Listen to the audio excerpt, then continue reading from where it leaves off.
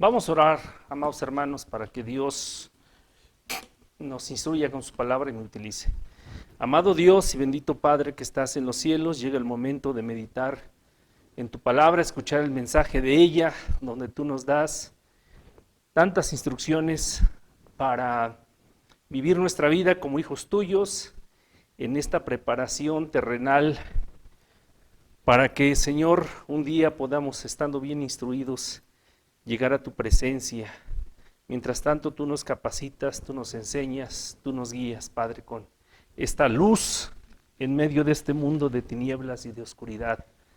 Padre, te rogamos nos bendigas con ella, me utilices en el mensaje y transmitir solamente tu verdad.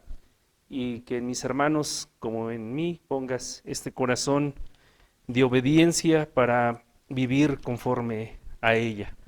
Dios bendito, te rogamos esto, pidiéndote perdones nuestros pecados, limpies nuestra vida más y más de nuestra maldad, en el nombre de tu Hijo Jesucristo, nuestro Señor. Amén. Dice el canto que entonamos, te quiero, mi Señor, y le decimos, te quiero. Y el Señor Jesucristo dijo, el que me ama, mi palabra guardará. Vean, ¿no? Nada más, ¿no? La implicación tan grande que lleva esto. El que en verdad me ama, ¿qué va a hacer con su palabra? No agarrar la Biblia y la voy a guardar bien guardada, no. Se refiere a mi palabra, va a obedecer y va a poner por obra. Sí, a eso se refiere. El que dice que me ama, mi palabra va a obedecer. Porque tal vez muchos dirán, sí, Señor, yo te amo. Dice el Señor, ¿por qué me dices que me amas y no te pones un poquito de tu esfuerzo en guardar, en obedecer mi palabra? Estamos viendo la carta a los Romanos donde trae unas prescripciones tan claras de cómo Dios espera que su iglesia marche. Porque estamos en una marcha, recuerden, nosotros estamos atravesando como el pueblo de Israel una etapa de nuestra vida, una peregrinación por el desierto, que nuestro destino final no es aquí en la tierra, no es este mundo que conocemos. Así como el pueblo de Israel fue llevado por el desierto a una tierra donde Dios le había dicho que lo iba a establecer, y para esa travesía Dios le dio instrucciones tan precisas. Lo mismo el creyente, el cristiano, nuestra etapa es transitoria, vamos marchando hacia los cielos, donde la promesa es que estaremos con nuestro Señor, con nuestro Salvador. Pero mientras estamos en esta tierra, tenemos luchas, tenemos problemas, tenemos ataques que van a tratar de que nosotros nos desviemos de ese camino, pero tenemos la palabra de Dios que nos está dando esas indicaciones de cómo llevar a cabo esa marcha hacia los cielos, ¿no? Esta iglesia que el Señor ha comprado con su sangre, vemos que dentro de la iglesia habrá hermanos más fuertes, habrá hermanos más débiles, pero dice, marchen, no dejes que el débil se quede. Ni tú como más fuerte te pongas por encima de los demás como manda más. Y no, dice, tú como más fuerte, lo veíamos hace 3 semanas, dice, tienes que cargar con las flaquezas del débil para que siga marchando, porque también el Señor a él ya ha perdonado y lo ha recibido. Y entonces estamos viendo este principio que los fuertes en la iglesia deben de sobrellevar a los débiles. Eso lo estábamos viendo hace 3 semanas. ¿Y qué implica esto? Dice, es un deber que se tiene, es algo que se debe, pues ya lo explicábamos. Y sobrellevar no implica solamente tolerar, sino que cargar con ello. Y vamos a continuar, porque no terminamos. Vamos a la palabra de Dios en Romanos capítulo 15, donde nos quedamos hace 3 semanas.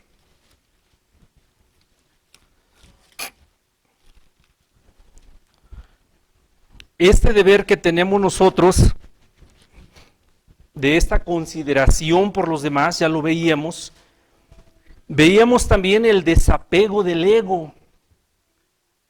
Dice el versículo 1 en su parte B.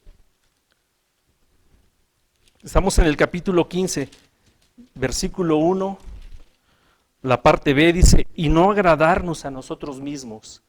Ya lo veíamos. El cristiano viene a la iglesia o está en la iglesia no para agradarse a sí mismo, sino dice el versículo 2, es un deber de cada cristiano, cada uno de nosotros agrade a su prójimo en bien. Imagínense, hermanos, que todos llegáramos en las reuniones, en la iglesia, con el deseo de agradar a mi hermano, de buscar el bien, de buscar la edificación. Eso es lo que está diciendo la palabra de Dios. San Pablo escribió una carta a la iglesia de Filipos y censuraba a ciertos hermanos líderes en la iglesia que se ocupaban en sus posiciones de liderazgo e influencia, que buscaban lo suyo propio, no lo de los demás. Todos nosotros los cristianos tenemos la misma libertad en Cristo. Y esa libertad que tenemos en Cristo a veces la tenemos que sacrificar con el bien, con el propósito de agradar a otros hermanos. Y a veces nosotros queremos que nuestro punto de vista, que nuestra opinión personal sobresalga de los demás. Dice, pero a veces tienes que refrenar eso con el tal de que tu hermano no se ofenda. Algo tan sencillo, ¿no? Vamos a suponer que vamos después de nuestro culto y vamos a comer. Y, por decirlo así, ¿verdad? No es que me guste, la pechuga del pollo. El pollo tiene la pechuga y tiene otras piezas, pero a mí me encanta la pechuga del pollo. Pero pues la puedo partir en 2, en 4 y... No, es que yo quiero la pechuga de pollo, pero a mi hermano también le gusta la pechuga del pollo. Hermano, tómala tú, ¿no? Que tú tengas primero el contentamiento antes que yo. Digo, estoy hablando en un caso muy burdo, ¿no? Le cedo el lugar a mi hermano. O sea, esa libertad que yo pudiera tener en Cristo, privilegio, lo hago a un lado, con tal de que mi hermano se agrade. Y esto es un deber, dice la palabra de Dios, de cada uno. Que no llegáramos en la iglesia a buscar lo mío propio, sino pensar antes en el hermano. Cada uno dice, cada uno de ustedes, hermanos, así lo está diciendo a los hermanos de Roma, cada uno de nosotros agrade a su prójimo en bien, a edificación. Ya lo veíamos hace 3 semanas. Para que este hermano crezca. Si llega un hermano débil, vamos a animarlo. No para disensiones, no para pleitos, sino para que él pueda ser instruido en la palabra. Tal vez el hermano venga desalentado por una debilidad o una flaqueza. Y si yo le pongo una cara, a lo mejor ya no quiere regresar. No se va a edificar. Dice que él se edifique también junto contigo en lo bueno, en las cosas de Dios. Entonces vamos a desapegarnos de mi libertad que tengo en Cristo tal vez, con tal de que el hermano se edifique. Voy a dejar a un lado mi ego. Voy a dejar de lado a lo mejor mis preferencias o mis opiniones, para que mi hermano flaco sea edificado en la palabra de Dios. Todos, y esto es un mandato, que todos sin excepciones deberíamos de estar buscando el bien de nuestros hermanos, a una costa de nuestro sacrificio. ¿Por qué? Dice, porque tenemos que hacerlo en conformidad al Señor Jesucristo.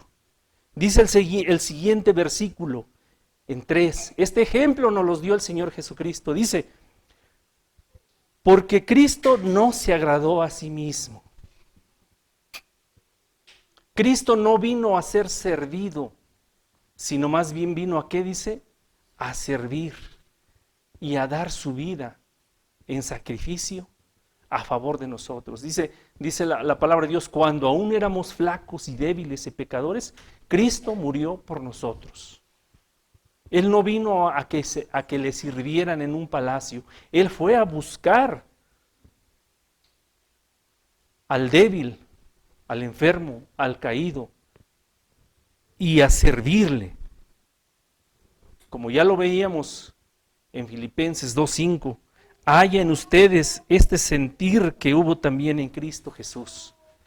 Dice, el cual siendo en forma de Dios o siendo Dios, ¿qué cosa hizo? Dice, se despojó, no se agradó a sí mismo. Este sentir o esta actitud que hubo en Cristo Jesús, que tiene que ver con el hecho de que Él siendo Dios no se agradó a sí mismo. Y dice la segunda parte, antes como está escrito, los vituperios de los que te vituperaban cayeron sobre mí. Ya lo explicábamos hace unas semanas, ¿no? Los vituperios, las ofensas que cada hombre le ha proclamado a Dios, que dice Cristo, las recibió. Dice entonces, tú también, con este ejemplo del Señor Jesucristo, dice, no te agrades a ti mismo, sino agrada a los demás. Así como Cristo no se agradó a sí mismo, antes bien soportó y llevó Él las flaquezas y los vituperios que se le proferían a Dios, sino Él las recibió en su cuerpo. Y luego, vamos a continuar ahora sí, hasta ahí nos quedamos, me parece, la vez pasada. Luego vamos a ver que esto lo tenemos que hacer, esta unidad en la iglesia, la tenemos que hacer en sumisión a las Escrituras. ¿Qué es sumisión? Ponerte debajo de la palabra de Dios. Vamos a ver esta característica que nos llevará a agradarnos unos a otros como Cristo lo hizo. Es una sumisión voluntaria y sin reservas a la palabra de Dios. Yo me voy a someter a la palabra de Dios voluntariamente, sin reservas, es decir, pues esta parte sí y esta parte no. Es una sumisión completa a la palabra de Dios. A veces nosotros cuestionamos la palabra de Dios. Bueno, es que esto dice la palabra de Dios, pero yo también considero que así. Nosotros no estamos para juzgar la palabra de Dios, sino para someternos a ella, porque nuestra inteligencia no la podemos comparar con la sabiduría de Dios. Dice el versículo 4, dice, porque las cosas que antes fueron escritas, para nuestra enseñanza fueron escritas, para que por la paciencia y por la consolación de las Escrituras tengamos esperanza. Fíjense, Pablo le estaba hablando a unos hermanos en Roma ya por los años, ¿qué fueron? Por los años 60, ¿no? Más o menos, de la era. Y lo que se conocía más en ese entonces, porque el Nuevo Testamento no estaba concluido, sino que se tenían las escrituras del Antiguo Testamento. Y les dice, miren, las cosas que fueron antes escritas se está refiriendo a lo que Dios había revelado por los profetas en el Antiguo Testamento. Dice, para nuestra enseñanza fueron escritas. Las cosas que fueron antes escritas se refiere al Antiguo Testamento.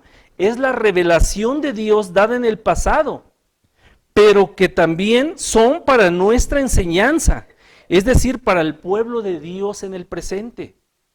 Ahora, aunque en el Antiguo Testamento hubo muchas leyes ceremoniales, muchas leyes que fueron sanitarias, y que ahora la iglesia no tiene el deber de cumplirlas porque fueron dadas para ciertos propósitos y ya no son de un cumplimiento obligatorio para los creyentes, tanto judíos como gentiles. Sin embargo, todas las cosas relacionadas con la revelación de Dios que se escribieron antes siguen siendo valiosas para nuestra enseñanza.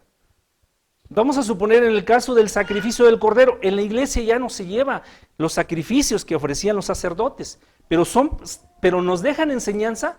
Claro que nos dejan enseñanza, porque dice, ese cordero tipificaba al Señor Jesucristo, ¿no? Y ahora las entendemos, fueron dadas para nuestra enseñanza. Otro tipo de leyes que nos dieron en la antigüedad, que le dieron Dios al hombre en la antigüedad, que ya no se aplican, ¿no? Leyes ceremoniales, leyes sobre comer un cierto animal o no comer cierto animal, pero vemos que todo eso tiene una enseñanza.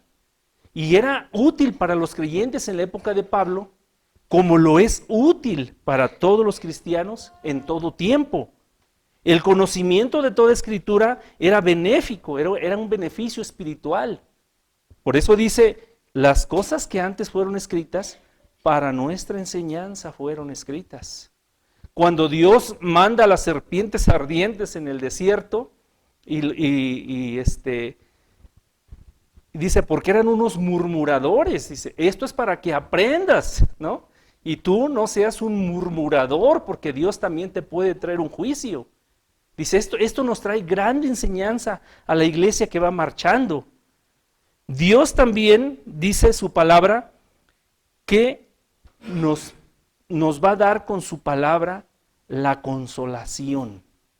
Dice, para que por la paciencia y la consolación de las Escrituras tengamos esperanza. Fíjense, nosotros vamos marchando y ya como lo vimos en Romanos, esperamos una gloriosa, les pido hermanos que no estén durmiendo, si alguno se siente que le gana el sueño, póngase de pie porque venimos con reverencia ante la presencia de Dios.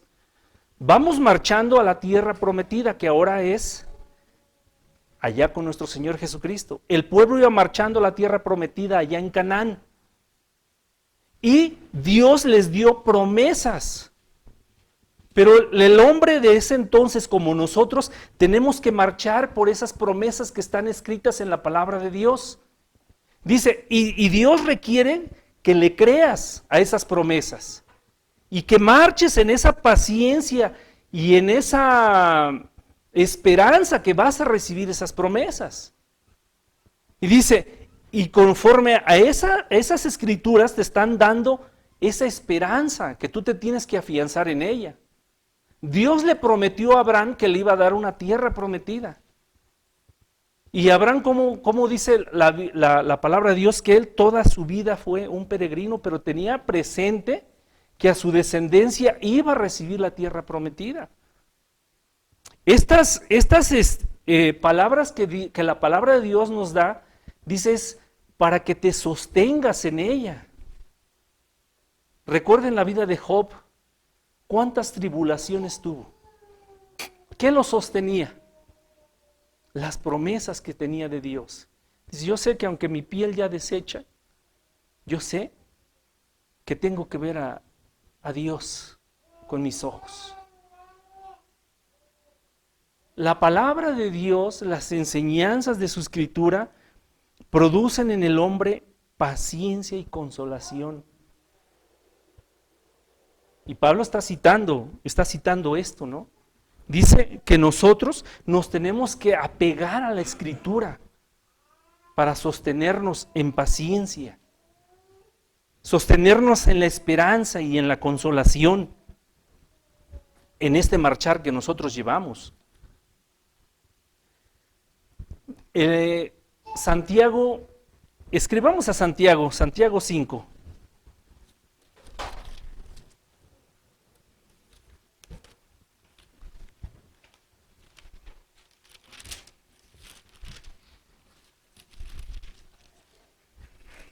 Dice los versículos 7 y 8, cómo amonesta en su carta universal, con respecto al regreso del Señor.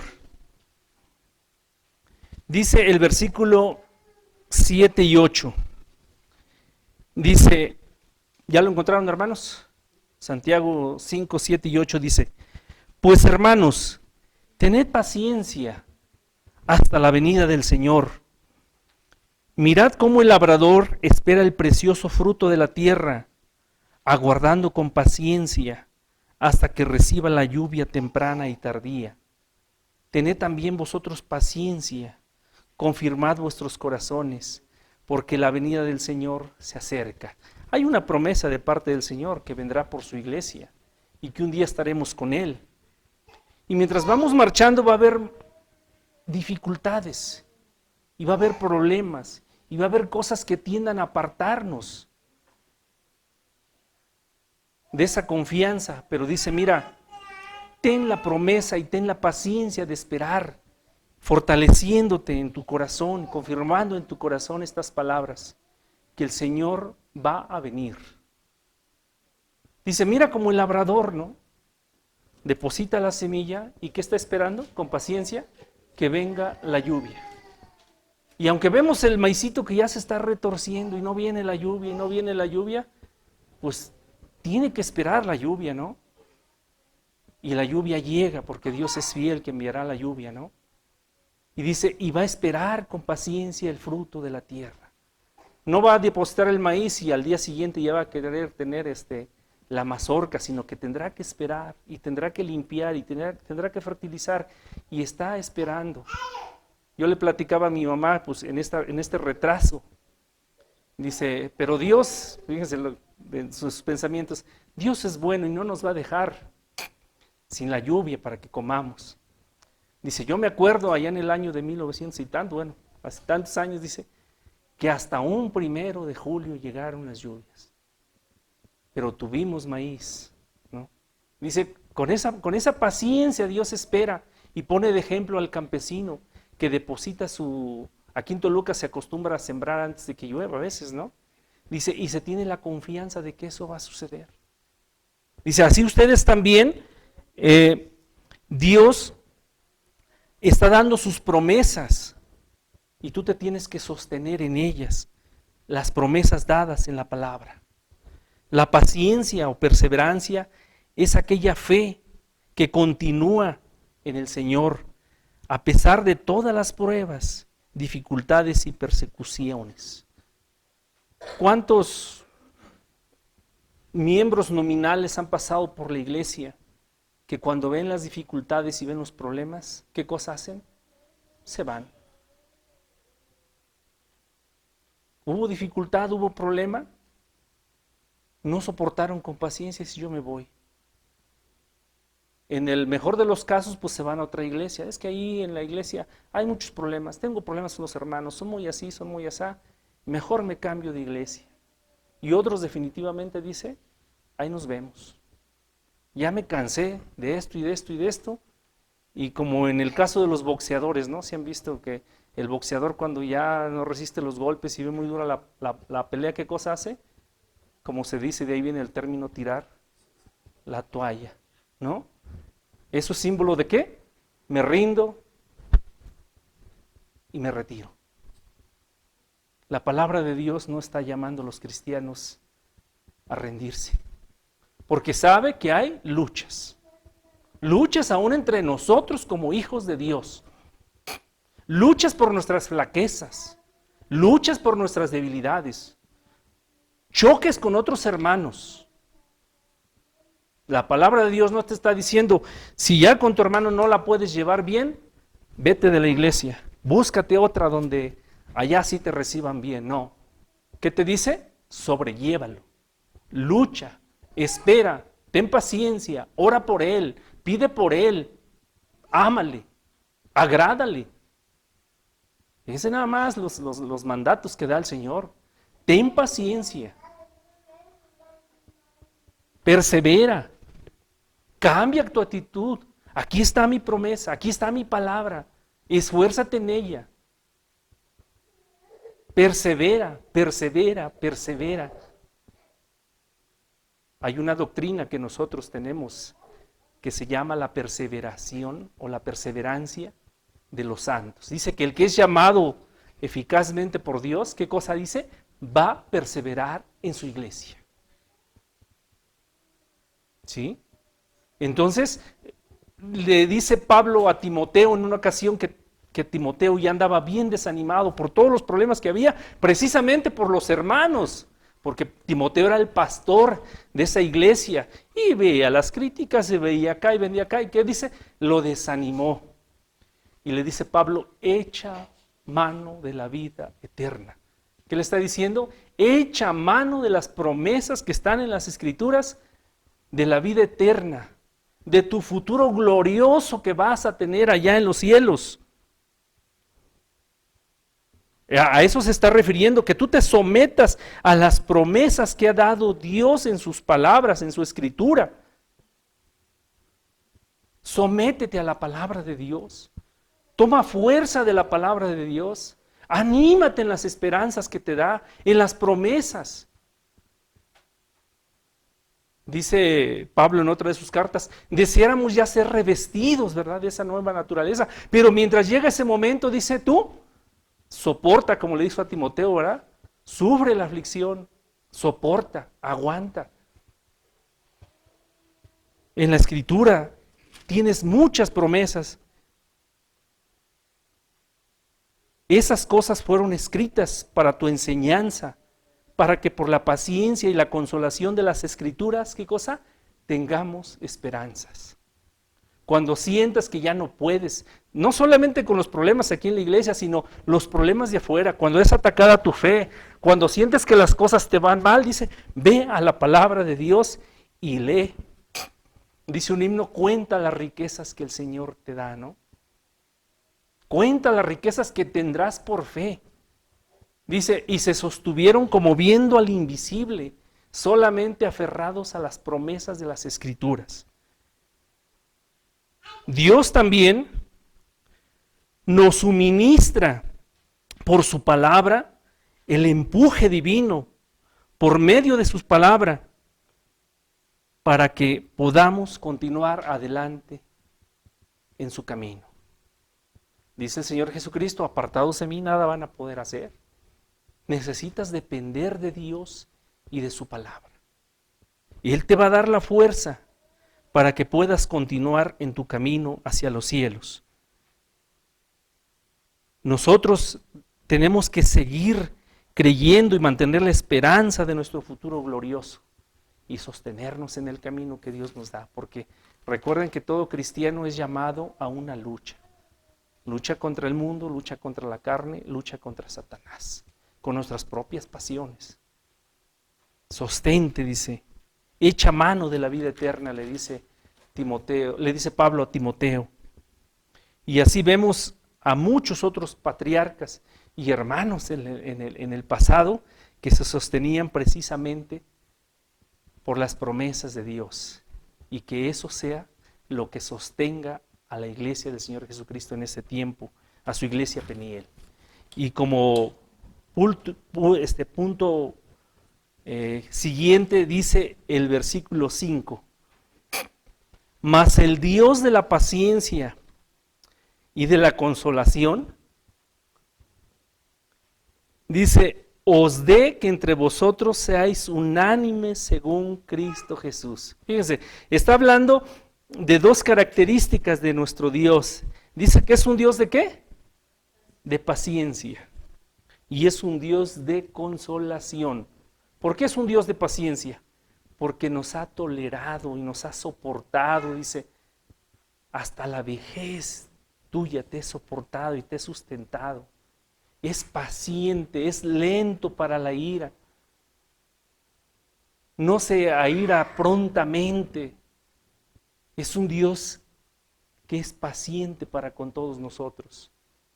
Y dice que además es un Dios que consuela. ¿Has tenido algún problema, algún dolor y has ido a Dios y se lo has platicado?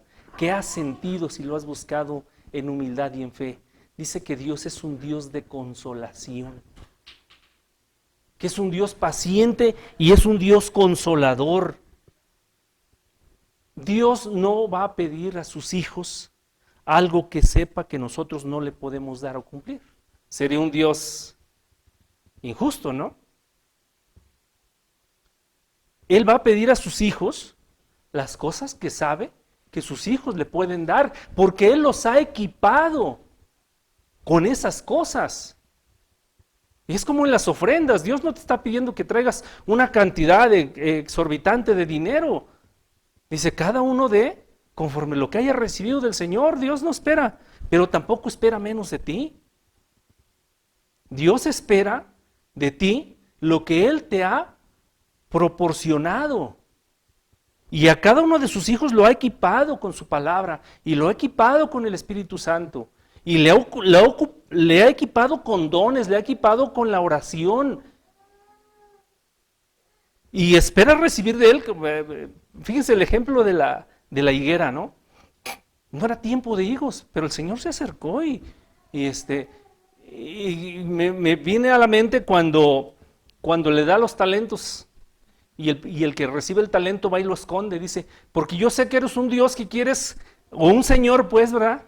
Que quieres cosechar donde no plantaste, ¿no? O sea, para que vea la severidad de Dios, ¿no?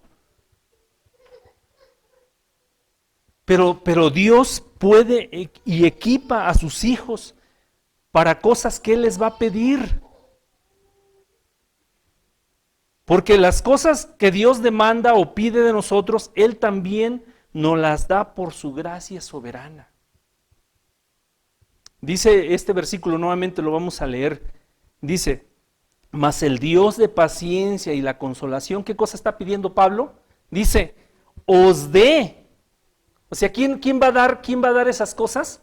Dice, es una oración de Pablo, que ese Dios que es de paciencia y de consolación, les dé a ustedes, hermanos de Roma y hermanos de Peniel, que entre ustedes sean unánimes según Cristo Jesús. ¿Quién nos puede dar esa capacidad de paciencia y de consolación? Dios. Pablo dice, por lo tanto, que ese Dios que es de paciencia y de consolación les dé a ustedes esa capacidad de estar unánimes según Cristo Jesús. Es una oración, aquí está implícita una oración, que Dios te dé esa capacidad, porque Dios te va a pedir que seas unánime con tus hermanos, que seas un hermano de consolación para los demás.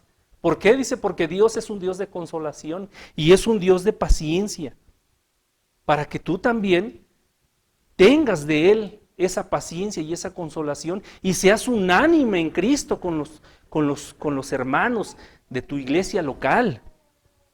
¿Sí? Entonces, Dios pide eso porque sabe que tú lo has recibido de Él. Pero si eres dejado en la oración, si eres dejado en la lectura de las promesas de su palabra, seguramente por eso va a venir la flaqueza a tu vida. Así como el versículo 4 es un llamado a confiar en el poder de Dios por medio de su palabra, como ya lo vimos, el versículo 5 es un llamado a confiar en su poder por la oración. Este versículo Pablo pide al Señor que dé a sus hermanos creyentes un mismo sentir en Cristo Jesús. ¿Sí, hermanos? Bueno, y por último, el versículo 6 dice, para que concordes. ¿Qué decíamos que era concordia? Estamos en acuerdo. Para que todos sintiendo lo mismo, en una misma, ¿cómo le podremos llamar? En una misma convicción, en un mismo sentir, a una boca o a una voz, glorifiquéis al Dios y Padre de nuestro Señor Jesucristo. Fíjense, aquí está el propósito final. Dios pide que tú agrades a tu hermano, a tu prójimo, pero ese no es el, ¿cómo le podríamos llamar? El objetivo final o el propósito supremo. Sí, debes de hacerlo, pero el propósito supremo o final de la unidad cristiana no es agradar a otros, ¿verdad? Ahí se quedó, no. Va un propósito más allá. ¿Cuál es? Para que una vez que tú sientas lo mismo que tu hermano, que estén concordes, que estén unánimes, pues, en un solo sentir en Cristo, ahora todos juntos presenten su alabanza como uno solo, a una voz, a una boca, glorifiques el nombre de Dios, ¿no? Ese es el propósito supremo de todo, dar la gloria a Dios. Imagínense hermanos, cómo se ve por Dios una iglesia que llega y yo tengo choque con el hermano fulano y no me llevo bien con fulano. Entonces vengo a traer mi adoración a Dios, pero la voy a hacer no sintiendo las mismas cosas que Dios me está pidiendo. ¿Cómo le puedo presentar esa adoración a Dios? Dios no se puede agradar totalmente en ello. No está cumpliendo su propósito la iglesia de reunirse. Recuerden que el propósito número 1 de cuando la iglesia se reúne, ¿cuál es? ¿Cuál es?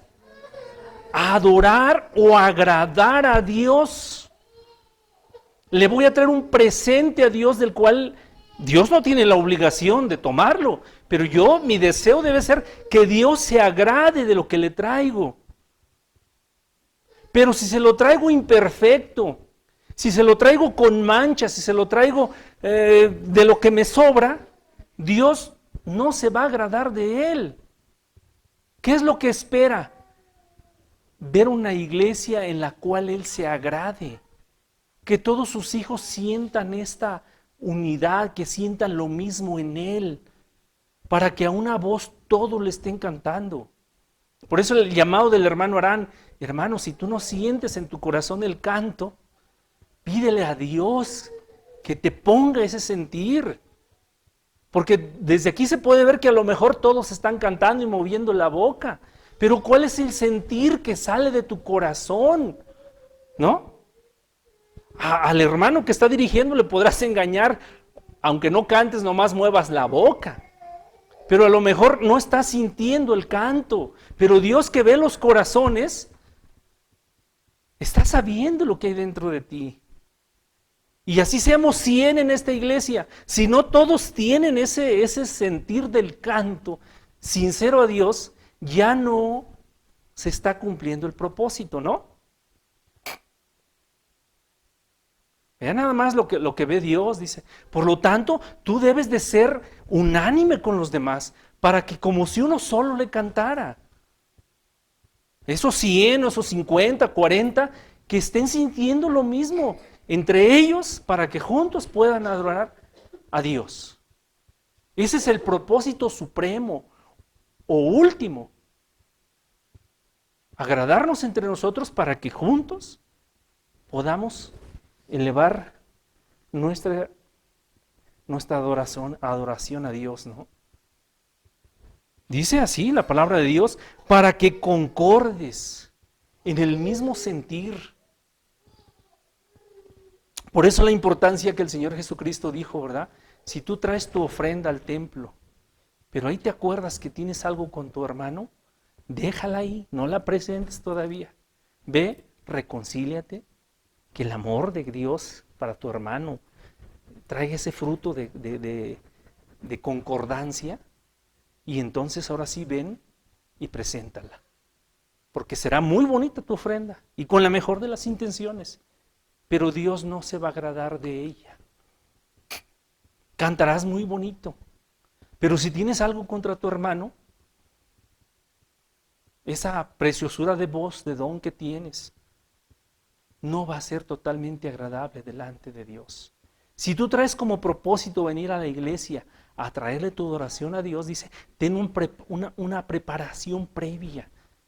Señor, yo sé que tengo dificultades con mi hermano, pero ayúdame a amarlo y voy a esforzarme, ¿no? Y yo sí les pido, hermanos, si alguno de ustedes lo he ofendido, les pido en el nombre de Dios que me perdonen, ¿verdad? Porque tenemos esa naturaleza todavía, y que mi adoración no sea impedida por eso. El propósito se va a cumplir. cuando todos los que pertenecemos a su pueblo estamos unánimes, concordes en un solo acuerdo o sentir y le adoramos a una voz. Fíjense, ahí se va a cumplir el propósito. Solamente cuando, o sea, el propósito, recuerden, vuelvo a recalcar, el propósito de venir, reunirnos para alabar a Dios, solo se va a cumplir cuando todos los que pertenecemos a su pueblo estamos unánimes o concordes en un solo acuerdo o sentir y le adoramos a una voz. ¿Cuántos cantan nada más así como medio bajito, no? No, no estás siendo partícipe de esa adoración que Dios está pidiendo. Y sabe que la puedes dar, por eso te la está pidiendo, ¿no? Que glorificamos de manera plena y verdadera al Dios y Padre de nuestro Señor Jesucristo. Tanto en el interior como en el exterior debe de haber ese sentir, ¿no? Yo puedo cantar muy bonito, pero nomás acá, pero no lo estoy sintiendo. O a veces lo estoy sintiendo y no lo quiero cantar, ¿no? Tanto en el interior como en el exterior, tanto en lo individual como en grupo, ¿no? Imagínense, yo traigo mi alabanza personal, la siento, la expreso, y que cada hermano hiciera lo mismo. Vamos sumando, ¿no? Vamos sumando. Y como uno solo, como un solo cuerpo, le agradamos a Dios. Imagínate cuando tú te presentas a trabajar y traes un dolor de estómago, ya no lo puedes hacer con todo ese ímpetu y toda esa emoción que tú quisieras hacerlo, ¿no? O que te doliera la mano, que te doliera el pie. Ya un miembro no está plenamente, ¿no?, integrado al cuerpo. Lo mismo sucede en la alabanza, en la adoración a Dios. Con un miembro que no esté integrado plenamente a los demás, ya esa alabanza no es totalmente agradable y perfecta delante de Dios, ¿no? Yo puedo orar y cantarle a Dios en mi casa. Y lo puedo sentir y lo hago y hasta puedo llorar porque lo siento. Y Dios se agradará tal vez, ¿verdad?, de mi adoración. Pero cuando su cuerpo o su pueblo se reúne, es para que tú sumes a todos los demás tu adoración, ¿no? Que todos sus hijos, como uno solo adorando a Dios. Sí, hermano. Dice, para que todos adoremos de esta manera al Dios y Padre de nuestro Señor Jesucristo. En la palabra de Dios, el Señor Jesucristo en sus mensajes, en sus sermones, siempre se dirigió a Dios como Padre, ¿no? Y dijo, el Padre y yo, uno somos. Cuando tú estás dando la adoración, cuando dice aquí al Padre de nuestro Señor Jesucristo, estás adorando también ¿a quién? Al Señor Jesucristo, dice, porque el Padre y yo, uno somos. Solamente siempre se dirigía al Padre, ¿no? Mi Padre y yo, mi Padre obra y yo obro, las palabras de mi Padre son las que yo digo, o sea, porque Él es uno con el Padre. Yo recuerdo que cuando el Señor Jesucristo, porque así lo dice en su palabra, estaba crucificado, recibiendo la ira del Padre en Él, ¿cómo le dice? Dios mío, Dios mío. ¿Se refiere cómo? Porque se sentía que en ese momento estaba recibiendo la ira de Dios y le hablaba como su Dios, ¿no? Como algo externo por la circunstancia. Pero siempre en los demás pasajes que ustedes lean, cuando el Señor Jesucristo se dirige a Él como su Padre.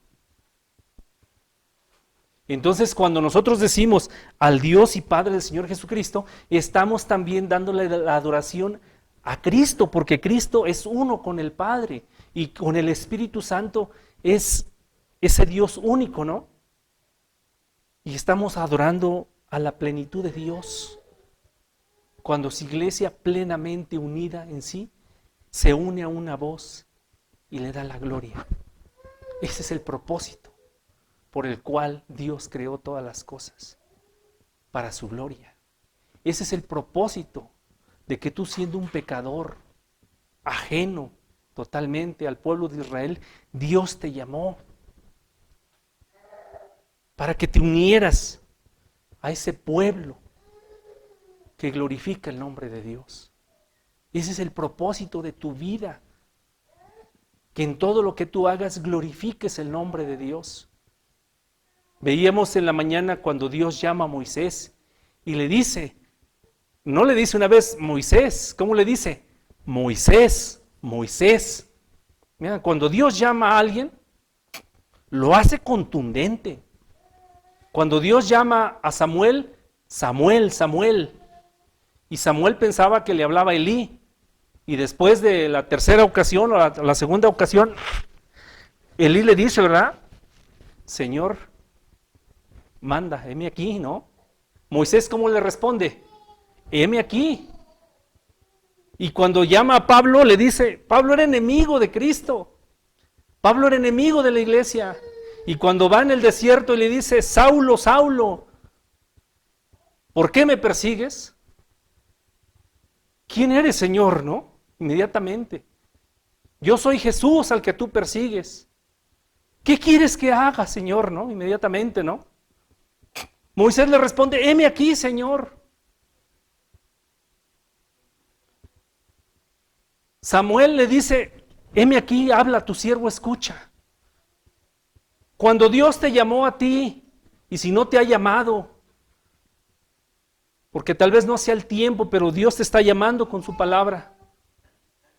Y te está diciendo, Rubén, Rubén, cuando te llamó, fue un llamado contundente. Te llamo, dice, para gloria mía. Y te llama para que le des la gloria. Y te une a un cuerpo, para que junto con los demás miembros de ese cuerpo, le des la gloria a Dios. Y cuando vengas a la iglesia, vengas al templo más bien, antes de salir de tu casa, considera cómo te estás presentando a Dios. Si de una manera irreverente, si de una manera por compromiso, si de una manera religiosa o verdaderamente dices, voy puntual, con la mejor ropita que tengo, le doy brillo a mis zapatos, me peino el poco cabello, mucho que tenga. Heme aquí, Señor. Y que cada miembro viniera así. Señor, tengo algo contra el hermano fulano. Te lo confieso. Ayúdame a amarlo. El hermano fulano me hizo algo a mí. Perdónalo porque yo lo he perdonado, Señor, ¿no? ¿Es difícil? Sí, sí, por nuestro propio ego, por nuestro propio orgullo. Pero ayúdame, Señor, ¿no? Y me voy a presentar al culto puntualmente. Le dice Dios a Moisés, quita el calzado de tus pies, porque la tierra que estás pisando es santa, porque Dios la ha purificado y la ha santificado. La iglesia del Señor es una iglesia santa. El templo, aunque tú lo veas humilde, ¿verdad? Es un lugar santo, que está apartado. La palabra santo significa apartado. No lo contaminemos con nuestras actitudes. Que cuando Dios te diga, Suriel, Suriel, heme aquí, Señor. Mañana es el día del Señor.